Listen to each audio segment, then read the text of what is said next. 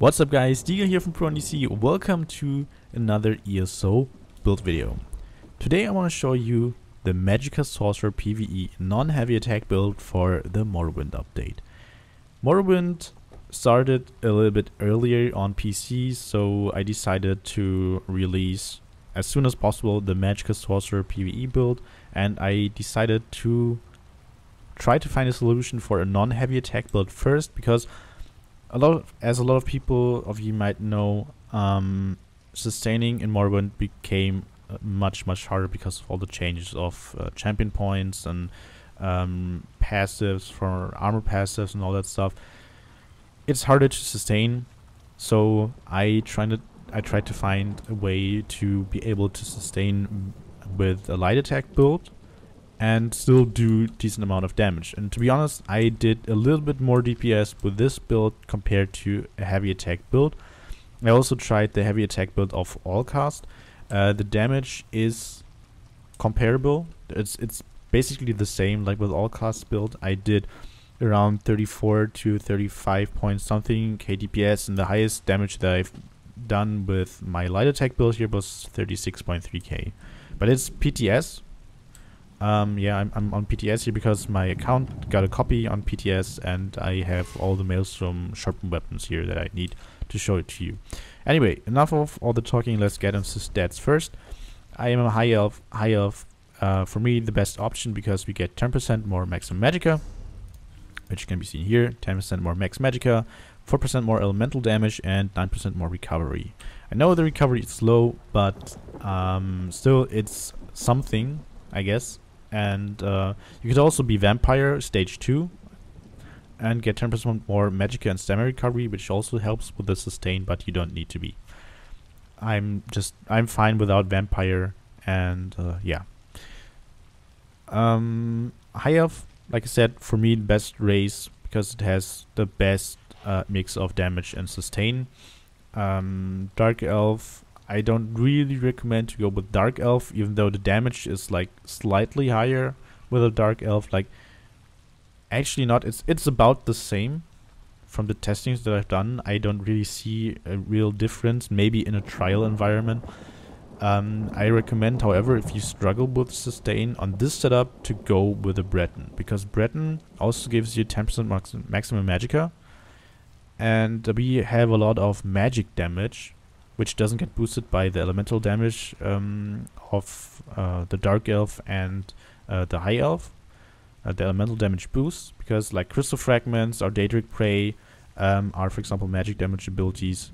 And yeah, so Breton is also nice because you get 3% more cost reduction and a bit more spell resistance. But any of these three races are just fine. So we have like 50k magicka, 18.1k health, about 10k stamina, 1.8k spell damage, and 58.7k spell crit. My resistances, as you can tell, maybe can tell, are a little bit lower because I'm wearing 6 pieces of light armor and 1 piece of heavy. I'm using the Thief Stone and maximum health and magicka buff food. And I currently have my pet active, so I have a little bit more health. Why do I use 6 piece light and 1 piece of heavy? Well, first of all, because I get more max resources because of Undaunted Metal for 4%.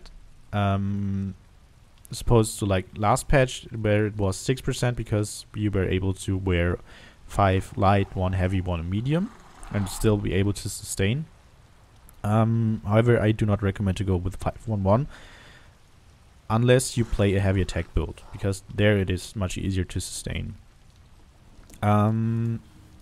We need at least 5 pieces of light because of prodigy, and because of concentration, because we get more penetration and more spell crit if we wear at least 5 pieces of light armor. And because we wear more light armor than last patch, we get a bit more recovery. But this passive also got changed, and we get more cost reduction. So wearing 6 pieces light instead of 5 will give us better sustain. And also we wear 1 heavy instead 1 medium, because we have the Juggernaut passive, which gives us 2% more max health. So if you wear If you don't bear 7 light, I really recommend to go with 1 piece heavy, not medium, because of this passive. It really helps, and then also constitution. It's just more than 8 magicka and stamina, or every 4 seconds if you take damage, but it's still something. It will help with the sustain, and we want to take like everything that helps with the sustain that we can get. Anyway, gear-wise, we are currently using 5 pieces of necropotence. All divines, of course. It will give us a ton of magicka if we have a pet active. And also like the magicka bonuses, I think you can farm it in. It should be Rivenspire, I'm not sure. I think it's Rivenspire. And then also we're wearing 2 pieces of Alambris, which also gives us magicka. And if we deal shock or flame damage, we get a meteor shower of the damage type that proc the set bonus, and it has an 8-second cooldown. And of course we have a lot of flame and shock damage, so this is by far the best option if you play ranged. As jewelry, we're wearing 3 pieces of Moondancer. Moondancer, you can get it in the Maw of Larkash. I have 2 cost reduction and 1 spell damage glyph on the jewelry. You need that cost reduction to be able to sustain. Without it, it's not possible to sustain at all. If you still have sustain issues on this character, like with my build, you can also go 3 cost reduction, but you will deal a bit less damage. Of course, Lumbers, you can get the helmet in Crypt of Hearts 1 and the shoulder from the Undaunted chest. So, for weapons, we're using 2 Maelstrom weapons. On the back bar, a sharpened VMA Inferno Staff, one on the front bar, a sharpened VMA Lightning Staff. And thanks to Allcast, we use a Drain Magicka Poison on the front bar, which is really important, because for 5.5 seconds we get back 238 magicka per second. This is really important for sustaining. I do not recommend to go with a random staff and like a berserker enchant or any weapon type enchantment, stuff like that. Try to get a lightning staff of the Maelstrom Arena and put this on the front bar. While a Maelstrom staff is pretty simple, we get 189 more spell damage, which will boost our abilities further. You could also use like a Master Staff. You get a little bit more magicka, but the extra magicka won't be as strong as the spell damage, and the Master Staves, they run out of, like, the enchantment will run low pretty quickly. And they changed it so that all the weapons need to be charged in order to get the stat boost and of course the enchantment proc. That's best in slot gear for this build.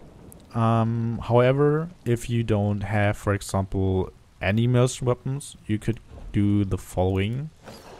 Put 1 Moondancer piece on the body to get the 4-piece bonus of extra spell damage, and use a Necro Staff on both bars.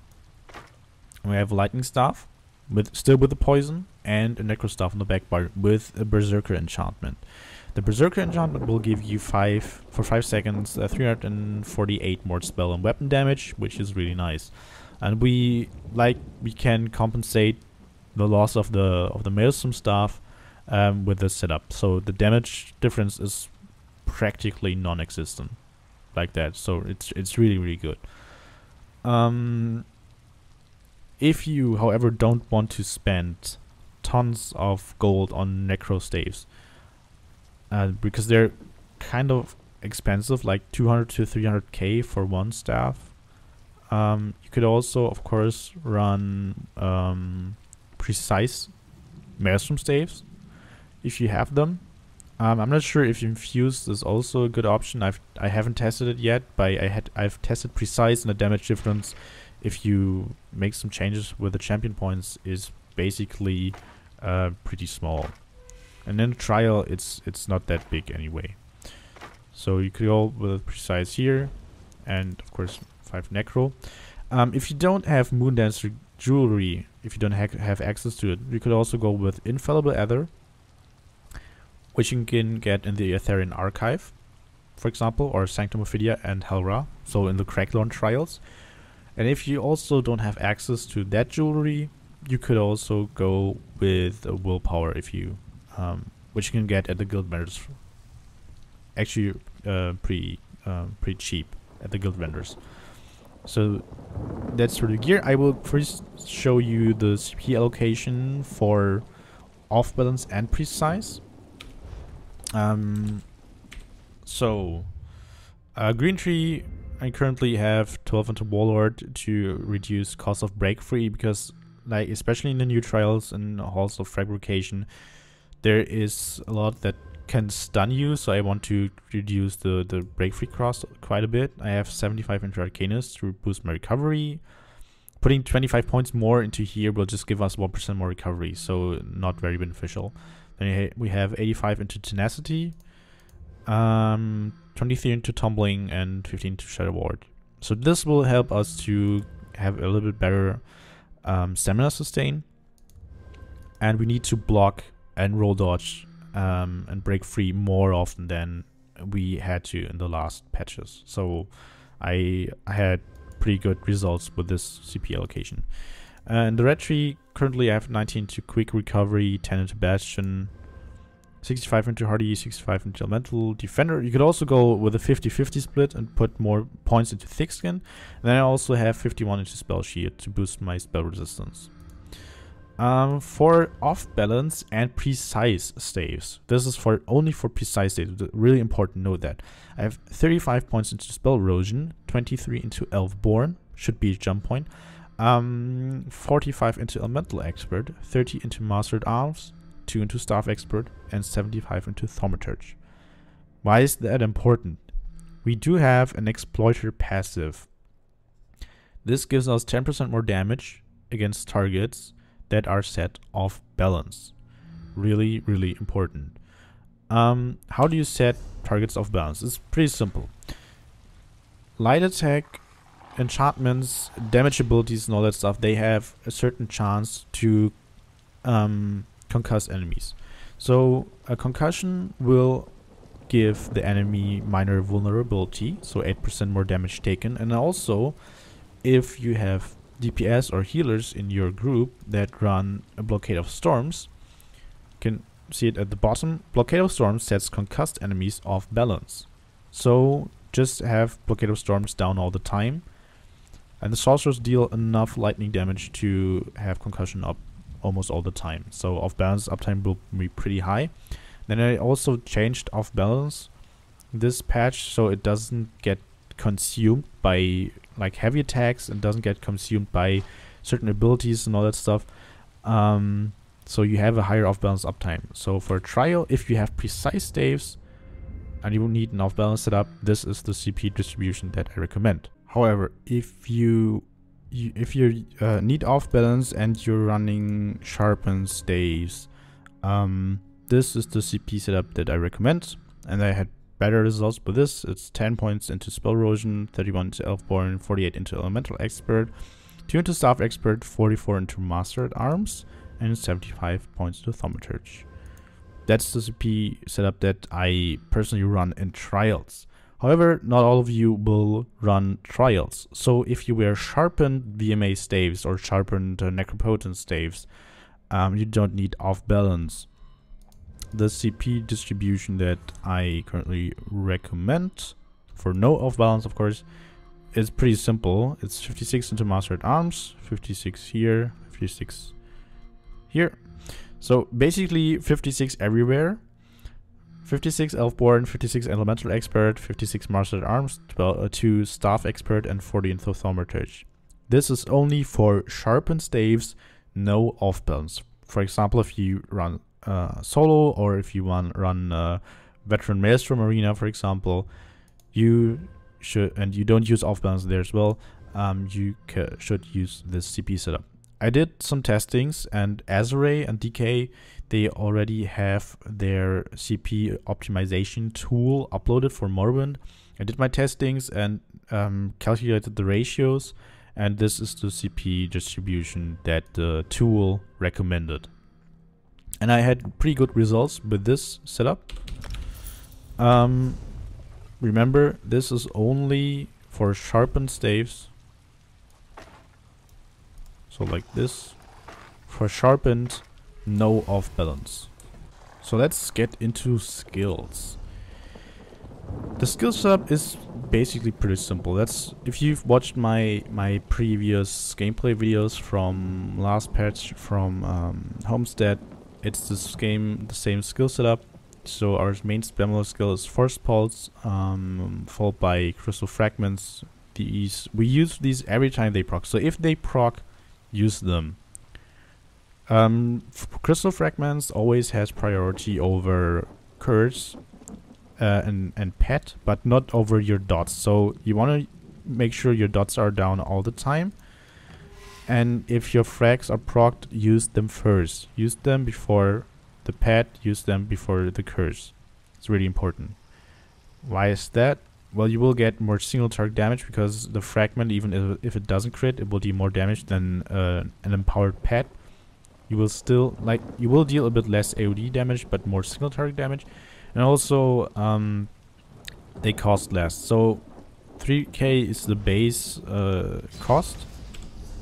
And the reduced cost is 1.2k. It actually said, they cost 50% less Magicka. So, it should be, 1.5k. But for some reason, it's just 1.2k. So, if you want to save Magicka, use the fragments, trust me. Because if you use the proc fragments first and then cast the pet again, you could also proc again another fragment. It's really, really important. Daedric Prey, really important for the pet because it will empower the pet and also deal quite decent damage. And then we have our Volatile Familiar to, of course, get the extra 4k Magicka out of Necropotence.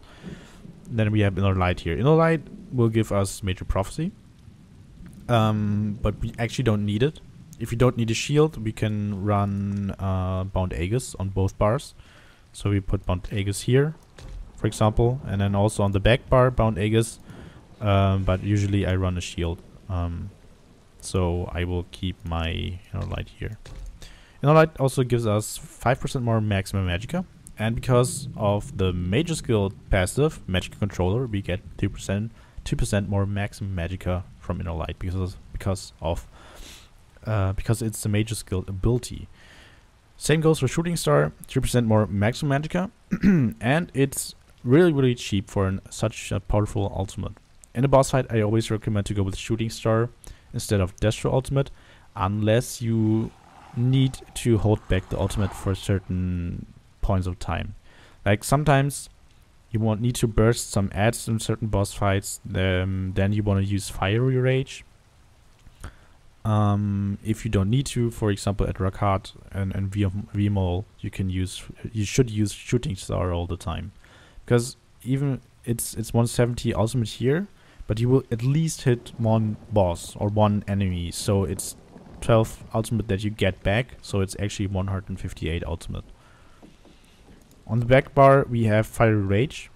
Like I said, you might want to use Fiery Rage in certain scenarios where you need to hold back your ultimate. It has a far bigger range and actually does more damage than Shooting Star. A lot of people don't believe it, but Fiery Rage is actually a little bit stronger. Then we have Blockade of Fire, which procs our Maelstrom enchantment. Really good AoE skill, needs to be down all the time. Then we have Liquid Lightning. Also really, really important and a really high damage skill. AoE skill, of course.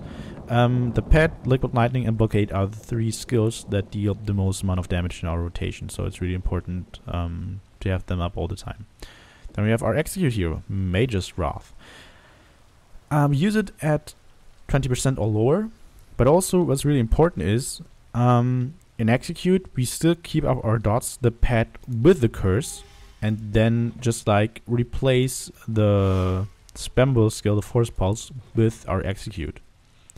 I've used to just only put down the dots, cast the Pet, and then use the Execute. But you still want to empower the Pet, especially if you have an AoE fight, it will give you more DPS. And also to defend ourselves and our Pet, we have the Empowered Ward.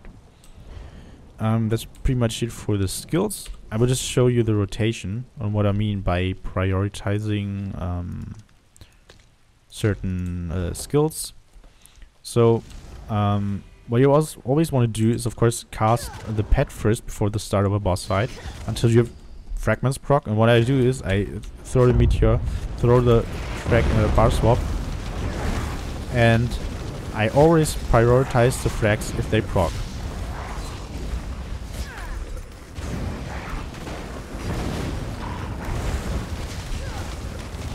And I do, after I cast my pet and my prey, I always do 4 other attacks and the 4th attack into bar swap, which is really important. That way your dots won't run out. First, I didn't execute here. Why do I cast the pet on the front bar? It's basically there's 2 reasons. As I hope you've seen it. I hope it wasn't too fast. Like, you put down, of course, your liquid lightning, and then I need to desummon the pet because otherwise it will attack. And then cast the blockade into bar swap, because that way I will cast my pet on the front bar for 2 reasons. First reason is because of the ancient knowledge passive. Lightning staff will increase the damage with AoE abilities by 8%. And let's just check damage here. So for some reason my light attacks do a little bit more damage than my blockade. Usually it's pet, liquid, blockade. The 2 abilities that deal most of the damage are AoE based, and also the shooting star deals a lot of AoE damage. You want to be on the front bar for as long as possible. So what you do is you just cast 2 abilities on the back bar and switch to your AoE, or the bar, your lightning staff bar, that boosts your AoE damage as much as possible. And the other reason behind that is because if I cast the pet on the front bar, I get the chance to proc a crystal fragment again. Maybe, if you're lucky, of course. Then if I have a frag procced and I use it and I use my prey, this can also proc fragment. So I will just show you the rotation again. I cast my pet actually until the fragment procs, and I always prioritize the frag over anything else except for my damage over time effect, of course.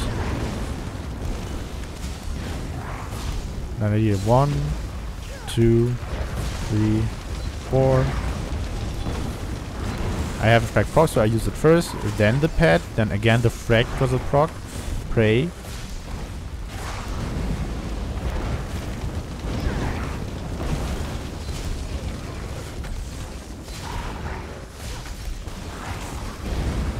Sometimes it's a little bit laggy here on the PTS, so the bar swap doesn't really work properly, but that should give you a rough idea how the rotation works.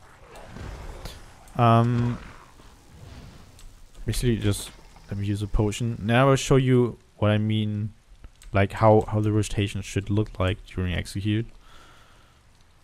And just wait, I can just actually summon it. So during execute, what you do is you also use the fragments, of course. You put down your dots, cast the pet, prey, use the frag if it procs, and then you use your Mage's Wrath until your dots run out. Yeah, like this.